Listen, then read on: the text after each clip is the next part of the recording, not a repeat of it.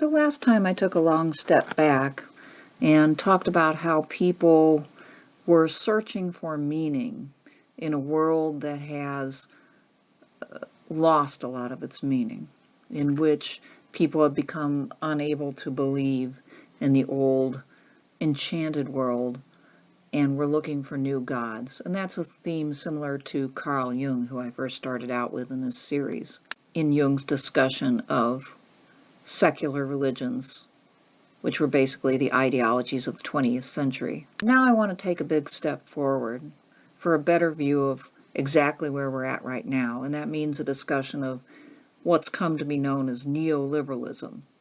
There are a lot of definitions of neoliberalism, and I'm just going to give you mine. But this will not only deal with that, but also with what has come to be known as the Precariat. The Precariat will be defined as well, and you may very well be in it. By the end of this episode, you will know whether you are a member of the Precariat.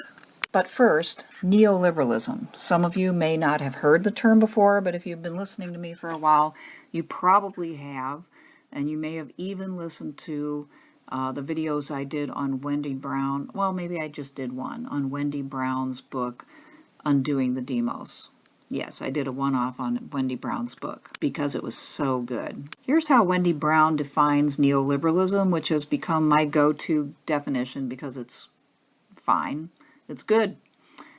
She said in an article in Dissent magazine, kind of summarizing her definition from the book, she says, "I treat neoliberalism as a governing rationality through which everything is economized and in a very specific way.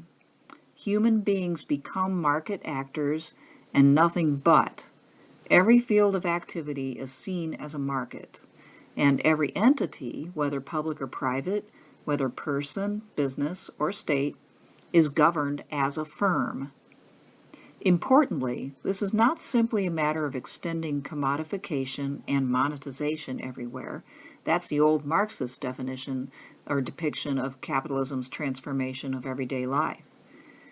Neoliberalism construes even non-wealth generating spheres, such as learning, dating, or exercising, in market terms, submit them to market metrics, and governs them with market techniques and practices. Above all, it casts people as human capital who must constantly tend to their own present and future value." And actually, as I'm sure many of you know, many a company has a division or department of human capital or human resources.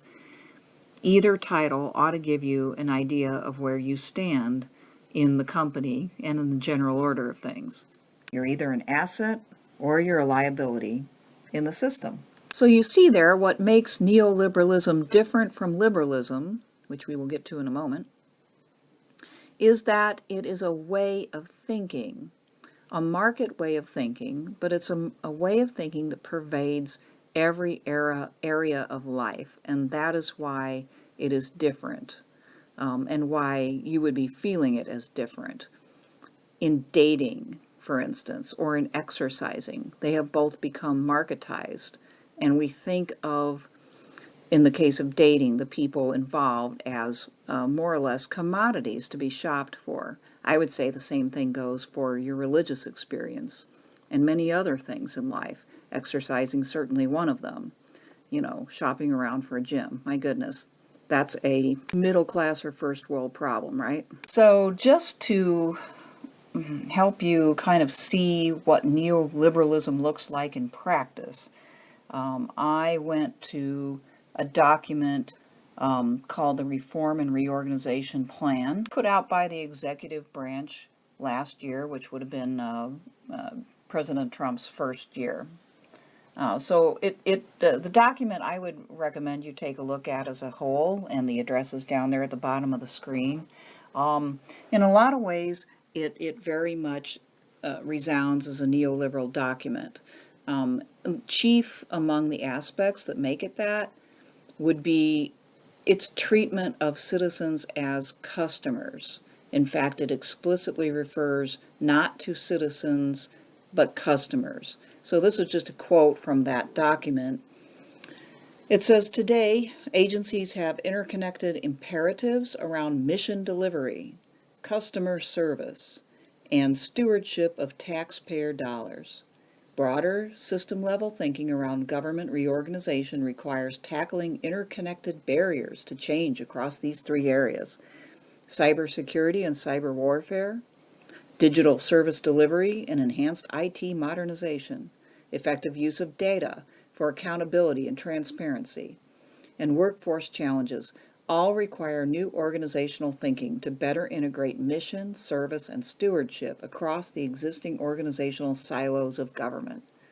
Moreover, better organizational alignment should also enhance the executive branch's ability to increase efficiency via shared services, public-private partnerships, workforce redeployments, and better customer experiences.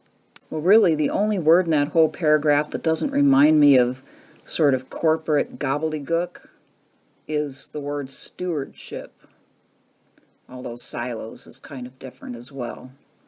But you see, for the most part, this could be some sort of managerial manual from some corporation. The customer service experience, the idea of efficiency at all costs, the notion of, making everything very, very up to date, and frankly, just the plain gobbledygook of it all, very much reminiscent of corporate gobbledygook. I love that word. What is enhanced IT modernization? I'd tell you what, but I'm a lady. So that gives you an idea, and if you've become used to this way of communicating, or you expect this kind of sort of response from government, if you expect government to respond to you like a customer, then you are a part of the neoliberal system. You used to be a citizen, and as a citizen, you were partly the author of your government, not just a consumer of it, of services. And when you went into an agency and you didn't get what you wanted, the first thing you did was not file some sort of consumer complaint, which is what this document wants you to do.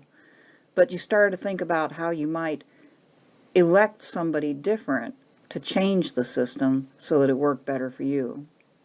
This was supposed to get you involved in thinking about what government was for and what it was really meant to do for you as a citizen. But now you're a customer, and so you get to file a complaint with the customer service department. Now I'll take a little step back. Neoliberalism, and I'm sure you recognized it, is an outgrowth of the older liberal order. And I'll just say a few words about that to kind of show you how the classical liberal system did set us up to the experience of neoliberalism. One grew into the other. As you know, classical liberalism was all about the individual, and the individual had rights, and the individual had self-interest, and government was to be set up in the name of the individual and the social contract. You might want to go back and listen to some of my videos on Locke if you need a refresher on liberalism.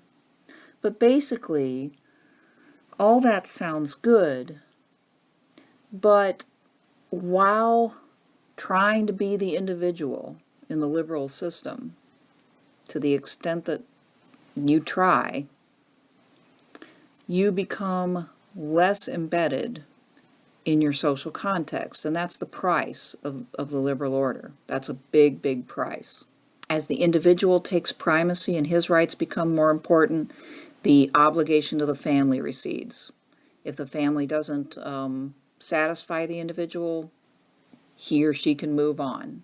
He or she can leave and do something else. Same thing with the community. And of course, these days we know people move according to their interests and especially according to their job prospects. So when I say that it decontextualizes people, I mean it literally creates a system in which people are encouraged to disembed themselves from their families and their communities in order to pursue their economic self-interest, or just their notion of individual self-expression. So who anymore stays married to the same person for their entire lives? Who anymore actually stays in the same community for their entire lives, and therefore is able to create a network of people that they consider family, that they can count on? Alexis de Tocqueville long ago said that liberal democracy would do this to people, and that the result would likely be that people would become overly dependent upon the state. See, in the quest for becoming the free individual, what we didn't reckon on is that in our isolation, in our relative disembedding from our social context, we would become very vulnerable. We would feel like we needed some protection, and more that protection became the state in all of its managerial powers, in all of its now customer service. At the same time as we're dependent upon the state, liberalism overemphasized the importance of material consumption. That was what it was all about, seeking your, what did Locke call it, comfortable self-preservation. And that slowly morphed into what we now call materialism and consumerism, which was not originally even envisioned by a thinker like Locke, and yet is kind of a logical outgrowth of his thought.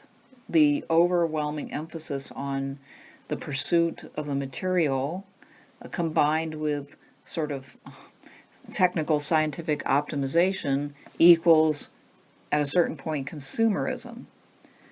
But the problem with the overemphasis on material consumption is, again, a sort of dependency, in this case a psychological dependency, upon the getting of things, regardless of whether they ultimately are things we need or things that will even make us happy. In fact, in the pursuit of them, we tend to go into debt, which makes us more precarious. And speaking of precarious, there's a term, the precariat. I think it's supposed to remind us of the proletariat. It's the proletariat for today. So from the Wikipedia article on this concept of precarity, we have a definition. It says it is a term of everyday usage in a number of European countries where it refers to the widespread condition of temporary, flexible, contingent, casual, intermittent work in post-industrial societies, brought about by the neoliberal labor market reforms that have strengthened management and weakened the bargaining power of employees since the late 1970s. So in other words, unions started to disappear in the late 1970s and into the 1980s. They weren't able ultimately to beat management, and part of the reason for that was there were other workers willing to do that work. They were mainly American workers willing to cross through a picket line. Later on, they also became immigrant workers as well. Government would have had to have been involved in pushing back against this change, but instead government aided and abetted this change. So with government aiding and abetting, as getting out of the way basically, union strength diminished, and eventually unions became very, very marginal.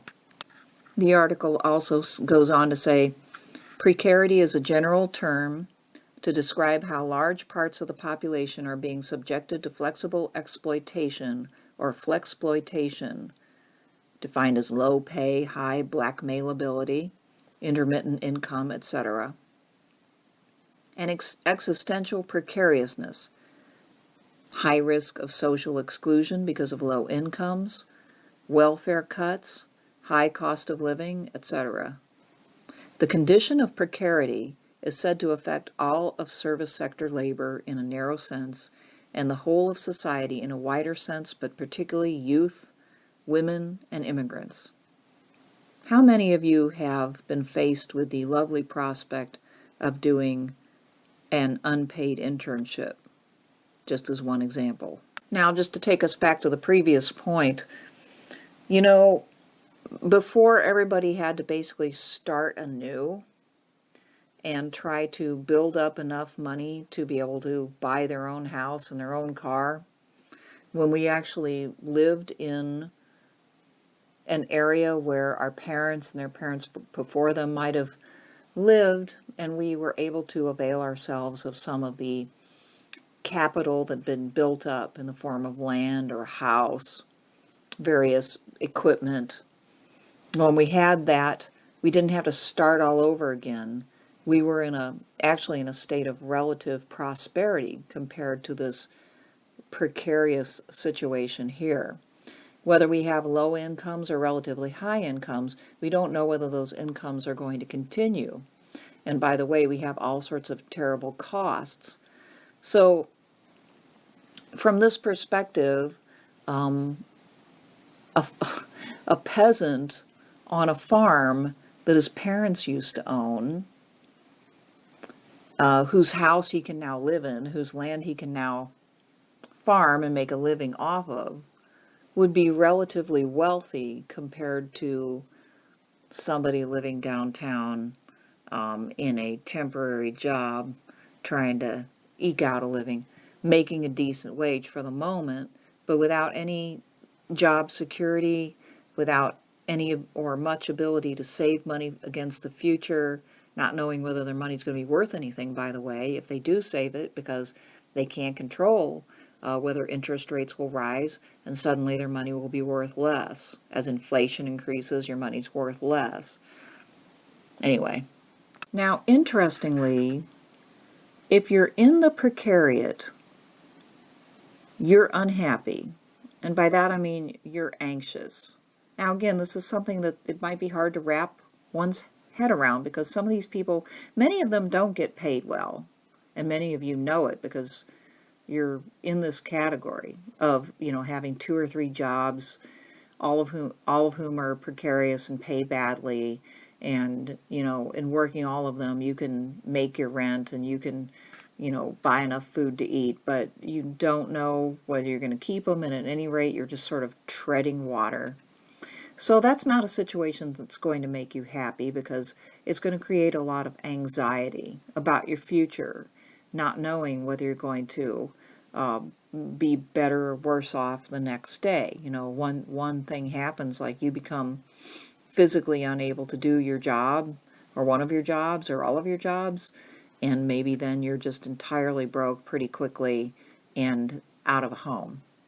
But in addition to being unhappy or anxious, a side effect of this situation is that because of your precarious situation, you're more likely to be free to want something more than what you're on the treadmill for. So what I see is that maybe people are getting out of college, or people who never went to college but are working hard and are not able to get ahead and don't know exactly how they're ever going to have anything like the stability that even their parents had, is that suddenly it dawns on them that something else might be more important than these things. That maybe, searching after stability and material prosperity is a pipe dream they aren't going to have. And so what more is there? And this elicits thoughts about the meaning of things, the meaning of life itself, and what they want to do with it. And this has led some people to more or less give up on the old dream in search of something else. And I just find that an interesting phenomenon of people who travel, people who are itinerant. In other words, people who make choices about what they will do with their life on some basis other than how much money they want to make next year. But even if you're not in the precariat, you're still anxious. Ultimately, you're aware that your prosperity does not rely just upon you, but on all sorts of things that are way beyond you, like the stock market, like interest rates, like inflation, like foreign policy. There are so many forces that are beyond our control, and we know it, and it creates this anxiety, this worry. Coming in to fill this anxiety and this worry is this message that we just need to consume, that we need to buy things. And the latest thing will help us to feel better about ourselves. We want to try to keep up with other people, and we try to valiantly, but unfortunately that means shortchanging our future. A lot of people who are in the middle class and even the upper middle class save very little of the money that they make.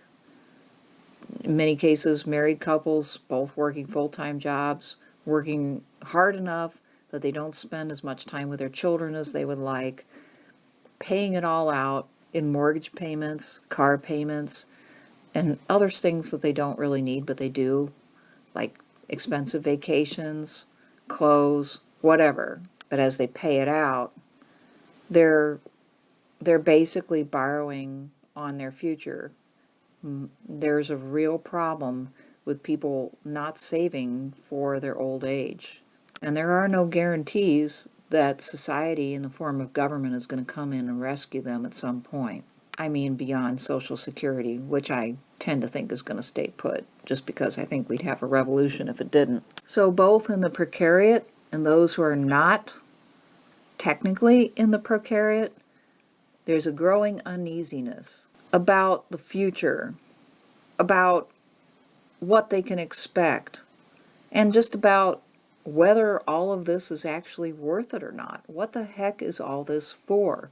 We're all working very long and very hard in a system in which we don't have much meaningful human contact.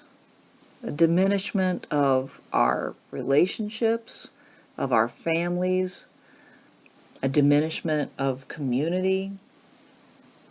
You know, what's it all for? Is it really the case that we're going to be happier if we can get to some sort of desired economic status?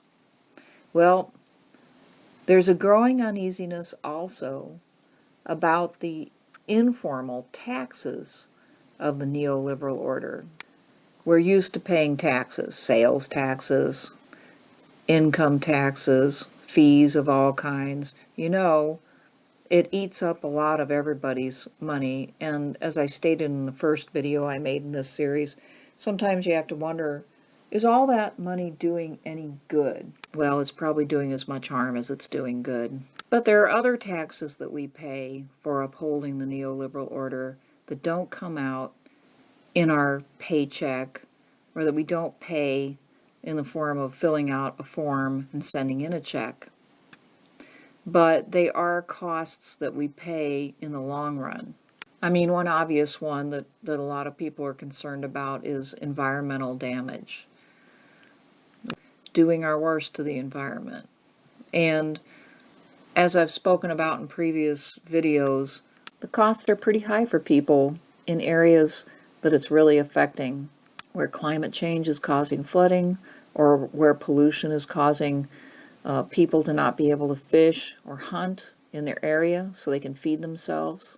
Anyway, at some point, the cost of environmental damage is going to hit all of us, and then we'll have to pay either in the form of direct loss or in the cost of trying to clean it up. But there's more immediate palpable taxes, like drug and alcohol addiction, both of which are running rampant in our society, as well as our mental health crises. Why do we have an opioid epidemic? Why do so many people have to go to rehab and 12-step programs? Why are so many young people experiencing depression? And why are so many old people doing the same, basically sitting in nursing homes wishing they had a family that would take care of them? Why do we have an increasing amount of people going, what used to be called going postal? Because the first crazy shooters that registered with the media were postal service workers who were stressed out at trying to fit into the new model of efficiency. There's an incredible amount of stress on people, and it creates these problems which then society has to deal with, has to clean up, has to try to medicate, has to try to solve. And these are taxes on all of us, both direct financial taxes and also mental and emotional and spiritual taxes. Well, anyway, all of this is leading to the question of what are we missing? Well, we've really kind of covered that now. We are missing a sense of embeddedness. We are not embedded in our families, in our communities. Somehow, I think people want to become embedded again. They want to be a part of community. They want to connect with other people in meaningful human relationships, in communities. And this desire is manifesting itself in a variety of ways, but among those ways is the new reflections upon ethnicity and upon ethnic identity. And even though we may disagree about the value of the attraction to ethnic identity, all I'm saying here is that the new fascination with it, I think, is coming from this deep desire, which is well-founded, to become re-embedded, to become reconnected, to engage in cooperation with other people, with other human beings, to help and care for each other. We have gone a long way when we farm out our care of our own children to other people, as well as the care of our parents. This is not living life to the fullest, and we know it, and we want more. But we don't know where to turn for that. We don't know how to get that. And it makes sense that people, as we know, they do group around ethnicity, even in a multicultural country. We are most comfortable with the people who are like ourselves. So this interest in ethnicity, whether it comes out in multiculturalism or whether it comes out in ethno-nationalism, is born of that deep desire to find meaning and belonging. And this also becomes a deep desire in the case of ethno-nationalism for independence. Anybody who is, not even just them, but anybody who is attracted to the idea of community, of true, deep community, is also attracted to the idea of independence. This may sound kind of incongruous at first, but being an individual, as I hope I've pointed out, in being an individual, isolates you from the sources of strength with which you could become independent. It isolates you from family, from friends, from community, because it takes people working together to achieve true independence from outside sources, whether corporate or government. We have to be able to cooperate with each other and help each other out, or else we have to depend upon something more powerful than ourselves. So next time I want to talk more about these things, about where we're headed, and about some of these new movements and what they really mean for us, and how we can use some of their ideas and their longings to re-envision our future without succumbing to our worst fears. Okay, bye.